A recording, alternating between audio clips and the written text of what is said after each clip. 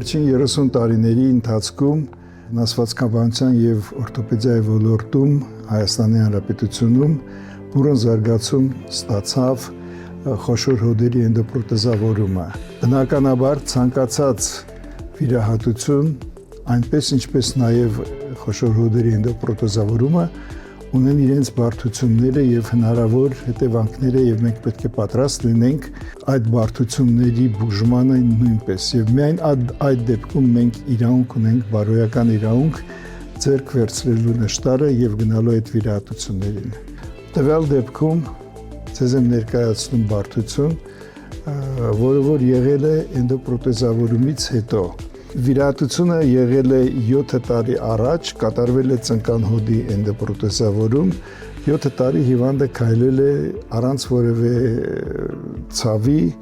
լիարժեք կյանք է ունեցել։ Սակայն 2 օր առաջ հիվանդը սայթաքել է եւ վայր է ընկել, վայր ընկնելու պատճառով ստացել է հարկ պրոթեզային կոտրվածք, ահա խնդրեմ։ Պրոթեզի շուրջը սա էնդոպրոթեզն է ծնկան հոդի եւ պրոթեզի շուրջը արտոազրոսկրի կոտրվածք է ստացել հիվանդը։ Մենք այսօր պատրաստվում ենք կատարելու այս հարկ պրոթեզային կոտրվածքի օստեոսինտեզ։ Ահա, այսինչ լավ է կարծես։ Բարձրացանք յոթ։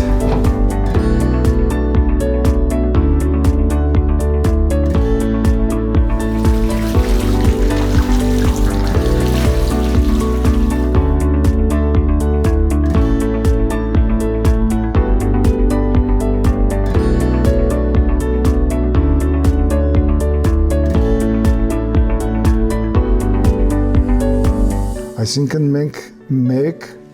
կամ 2 մետաղական հարթակների միջոցով ի սկզբանե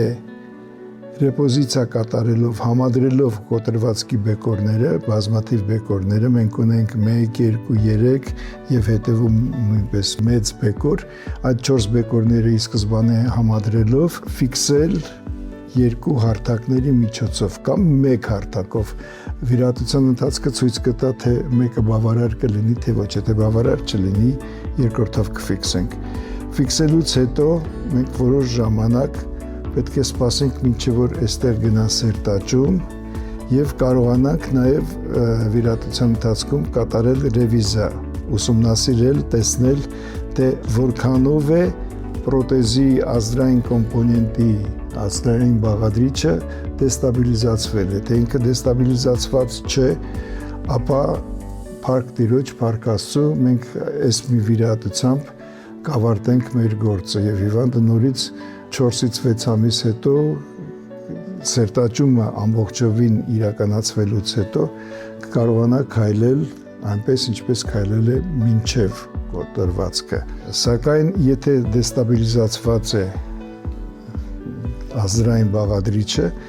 ապա պետք է 6 ամիս հետո փոխարինել ազդրային բաղադրիչը, երբ որ արդեն սերտաճումը կլինի, պետք է փոխարինել ազդրային բաղադրիչը եւ դրանից հետո նույնպես արդեն հիվանդը կկարողանա վերադառնալ իր հին օրդինար կյանքին։